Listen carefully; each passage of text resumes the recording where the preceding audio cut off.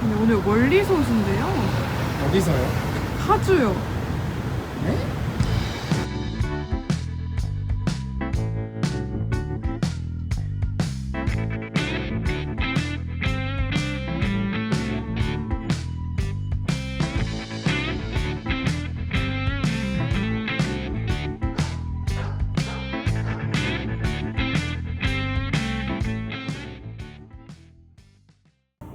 안녕하세요.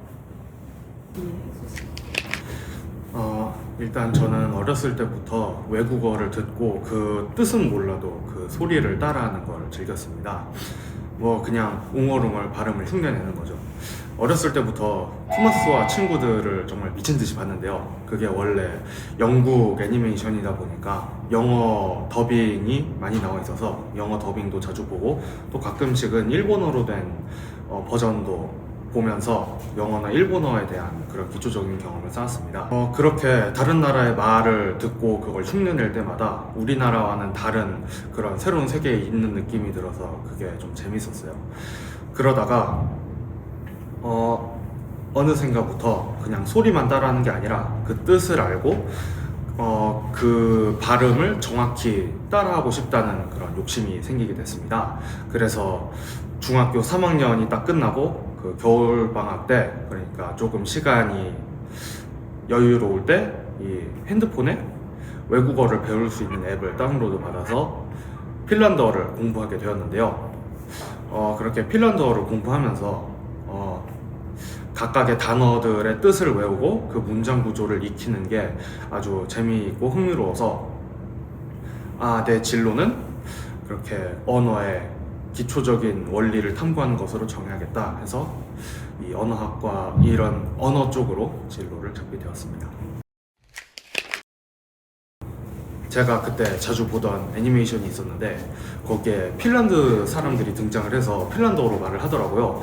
그런데 제가 여태까지 들었던 독일어나 러시아어 이런 유럽의 언어들과는 조금 다른 부분이 있어서 이거 좀 특이한 언어네, 나중에 이걸 진짜 공부한다면 핀란드어를 공부를 해보고 싶다 하는 생각이 있었는데, 그래서 중학교 3학년 때 어렸을 때 그 핀란드어를 공부해보고 싶다는 생각을 했었지, 그러면 이번에 진짜로 핀란드어를 공부해보는 게 어떨까? 그래서 핀란드어를 공부하게 되었습니다. 사실은 언어학과라는 학과가 존재한다는 것도 고등학교에 들어가기 전까지는 몰랐어요. 저희 부모님도 그건 제가 말씀드린 후에나 알게 됐다고 하시더라고요. 원래는 일단 제가 언어에 관심이 있었던 건 맞으니까 만약에 대학 학과를 정한다고 하면 불어불문이나 노어논문 같은 이렇게 뭐 언어를 하나씩밖에 하진 못하지만 그래도 언어를 접할 수 있는 그런 학과를 가기로 생각을 해두고 있었습니다. 그런데 이 고등학교 1학년 때 진로 과목 시간이 있었어요. 그때 저희의 진로에 대해서 탐구를 하면서 저희가 가고 싶은 대학의 학과를 알아보는 그런 체험을 했는데요. 그래서 그냥 노어논문 불어불문 한번 찾아봐야겠다 했는데 찾아보니까 언어학과라는 학과가 있다고 하더라고요. 뭐 이름도 아주 직관적이어서 이거 뭐하는 학과지? 하고 더 찾아보니까 언어의 그런 기초적인 원리, 그런 근본적인 원리를 탐구하는 일을 한다고 하더라고요. 그래서 나는 어렸을 때부터 그냥 하나의 언어보다는 좀 다양한 언어를 접하는 거에 관심이 많았으니까 이렇게 하나의 언어를 하는 그런 전문 학과들보다는 이 언어학과에 가는 것이 더 맞겠다 해서 만약에 대학을 간다고 하면 언어학과가 있는 대학에 가기로 그때 결정을 했습니다. 요즘 AI에 그냥 파이썬이나 그런 컴퓨터 언어가 아니라 인간의 언어로 명령을 내리고 또 AI도 인간이 알아들을 수 있는 언어로 바로바로 대답을 하게 해주는 그런 시스템도 요즘 중요해지고 있고, 또 그래서 이렇게 요즘 언어를 다루는 그런 작업들이 아무래도 요즘 중요도가 커지다 보니까 저희 언어학과에서도 요즘 컴퓨터 같은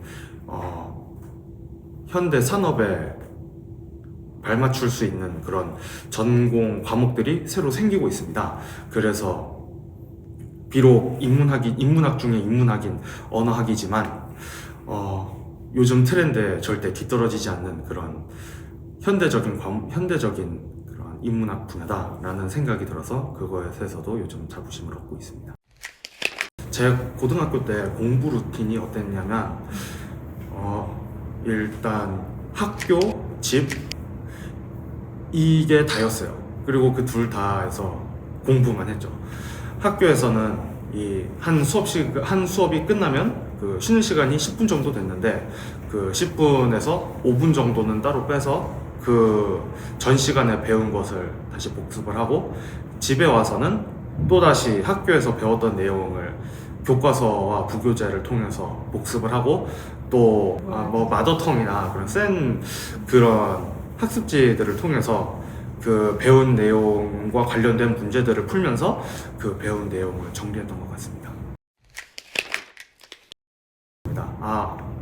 그냥 복습해야 하니까 해야지 하는 것도 있었지만 저는 되도록이면 날마다 전투태세로 유지하면서 살려고 했어요.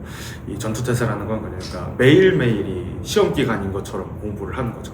이제 시험 기간이 돼서 문제를 푸는 게 아니라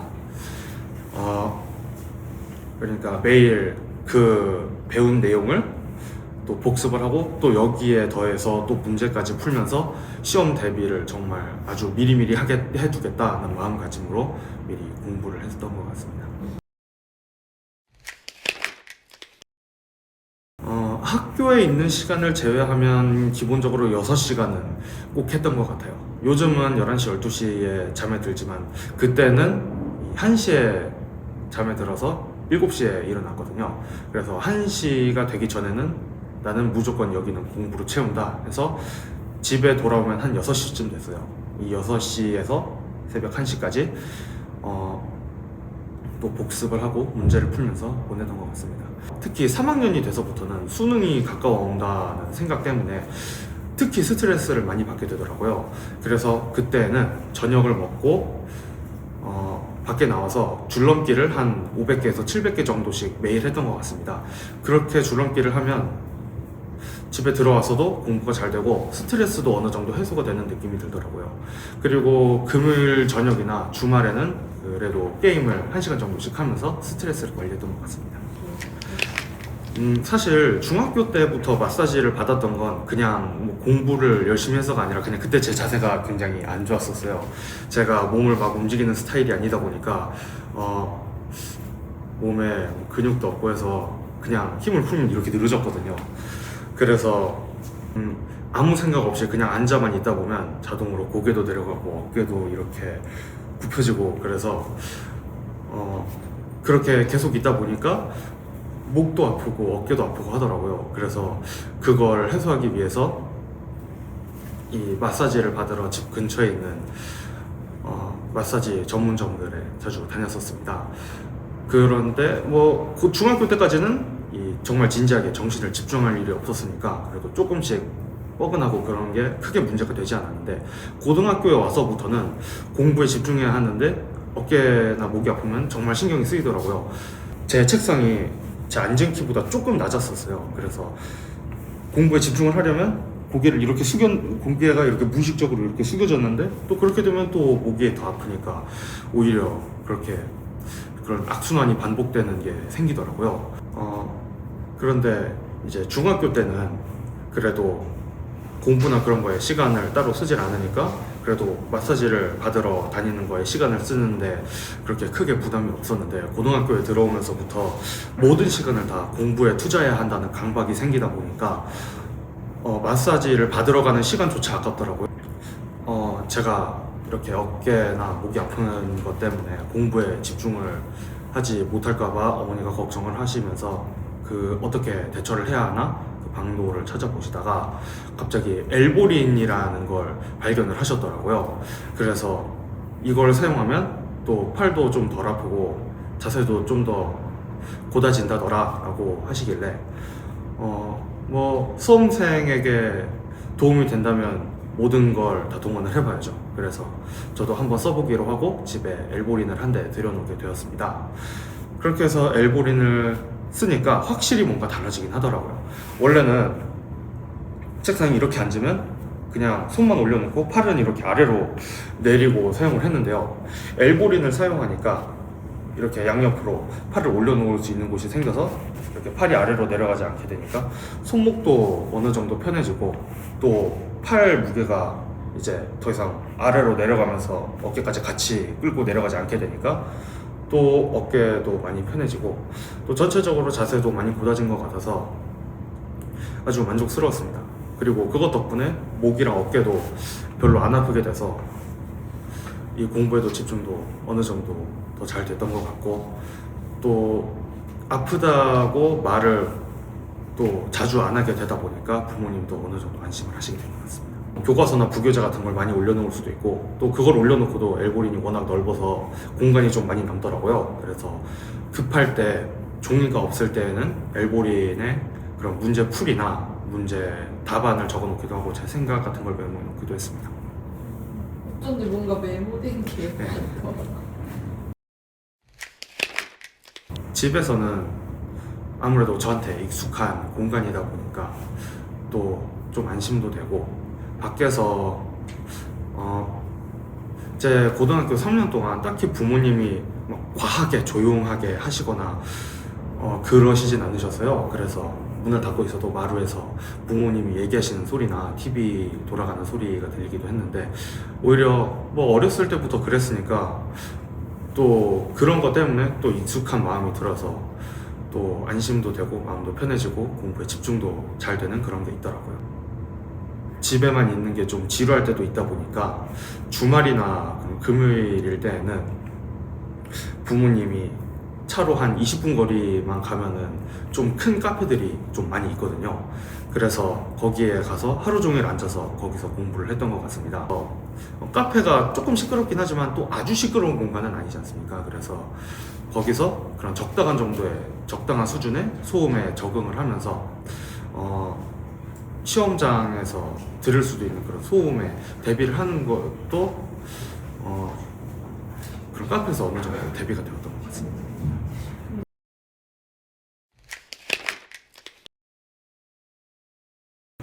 가장 중요한 건 나만의 공부를 하는 것이라고 생각합니다.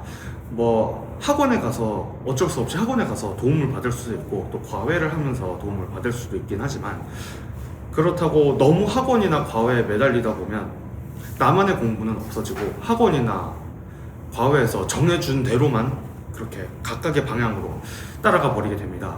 그러면 그렇게 학교나 대학 그리고 사회에서 원하는 그런 정석대로 하는 공부는 이제 없어져 버리기 때문에 되도록이면 도움은 받되 이제 자기 주도적인 학습을 하면서 나만의 진로와 그리고 나만의 지식을 쌓아가는 게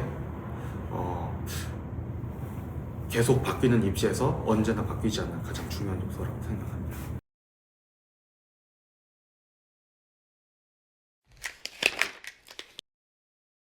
제 생각보다 훨씬 많이 달라지더라고요. 고등학교 때는 아까 말씀드렸던 것처럼 센이나 마더텅 같은